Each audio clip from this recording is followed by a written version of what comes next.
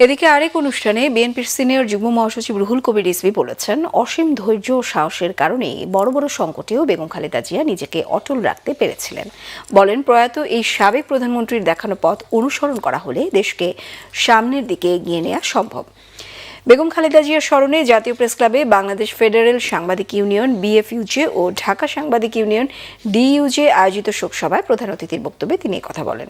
রুহুল কবির রিজভী বলেন, বেগম খালেদা জিয়ার মৃত্যুর পর মানুষের যে শোক ও আবেগের বহিঃপ্রকাশ ঘটেছে তা সমাজে তার প্রভাব ও গ্রহণযোগ্যতার শক্ত প্রমাণ। তিনি বলেন, ইমাম খোমেনির পর এত বড় জানাজা বেগম জিয়ার প্রতি মানুষের অন্তরের গভীর ভালোবাসা ছাড়া সম্ভব হতো না। দেশপ্রেম, নৈতিকতা, বিচক্ষণতা, অসীম ধৈর্য ও সাহসের কারণেই বেগম খালেদা জিয়া দেশের আপামর জনসাধারণের কাছে গ্রহণযোগ্য হয়ে উঠেছিলেন বলে মন্তব্য করেন বিএনপির নেতা। জেলখানার মধ্যে গেলেন, সেই ভদ্রমহিলা হুইল চেয়ারে করে ফিরে আসলেন।